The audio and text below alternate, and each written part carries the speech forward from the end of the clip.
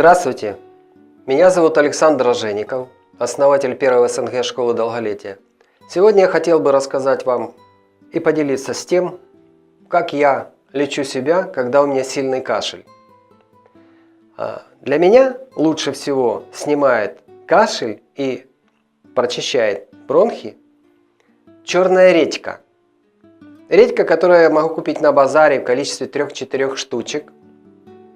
Придя домой, помыть, затем поставить в стакан, срезать сверху верхнюю часть и положить туда меда.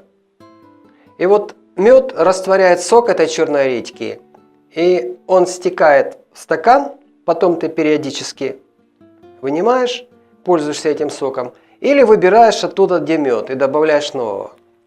Допустим, у тебя 3 черных редьки в 3 стаканчиках, сверху медом заполненных. И вот получается состав, раствор, которым ты капаешь нос, или просто пьешь, или полоскаешь горло, и кашель твой очень быстро проходит. Это один из самых лучших способов убрать, устранить кашель, который иногда остаточным явлением остается после наших болезней. Вот мы простудились, вроде как бы выздоровели, а вот бронхи у нас неочищенные, кашель мучает, и мы не можем избавиться. Черная редька с медом – одна из самых лучших для лечения кашля.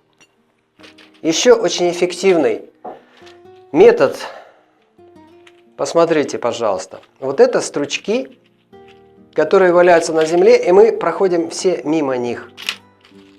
Это стручки акации. Под акацией они лежат. Вот когда будете идти, не проходите мимо, а соберите такие стручки и принесите домой. И пусть они лежат у вас. Когда вы заболеете, сделайте себе раствор, вот он такого цвета, и пейте его. Сейчас я расскажу, как делается и как пить. Насобирали стручков, или они у вас дома лежат. Затем налили литр воды. Возьмите 2 стручка. Так их хорошо помните, не обязательно разламывать. Помните и положите в кастрюльку. Поставьте на огонь. Все закипает. Затем пусть прокипит еще 4 минуты. Выключайте огонь. Это у вас остывает, настаивается. Закройте крышечкой. Настаивается, остывает. Потом, когда остынет раствор, процедите его. Вот. И начинайте пользоваться как лекарством. То есть выпейте глоток. Такой большой глоток. И где-то через 4 часа еще глоток. И так в течение суток. Кашель ваш очень быстро пройдет. Не забывайте делать физраствор, когда вы заболеете. Физраствор делается на литр воды кипяченой, чайная ложка соли без верха. Для полоскания горла делайте специальный раствор сода-соль. На стакан воды кипяченой добавьте ложку соды без верха и четверть ложки соли. Берите шприц на 10 мл или на 5, лучше на 10. Затем физраствор набираете в этот шприц. Шприц без медицинский, без иглы. И потом вставляете в нос и промываете, туда впрыскиваете в одну ноздрю, в другую, и потом это все у вас выходит. Вот, на ночь можно пользоваться, добавить немножко к физраствору перекиси водорода. Например, 1 кубик перекиси водорода и 5 кубиков физраствора. И промывать на ночь, вымывать вот это все, что у вас есть. И еще, если вы заболеете, у вас высокая температура, вы не паникуйте. Это организм наш справляется с инфекцией, которая попала в наш организм. Для того, чтобы снять высокую температуру, даже если у вас набит, вы замерзли, вы обнажите себя и холодной водой тряпочку смочите, ну, можно комнатной температуры вода, и протрите места, где у вас лимфоузлы, то есть под мышками.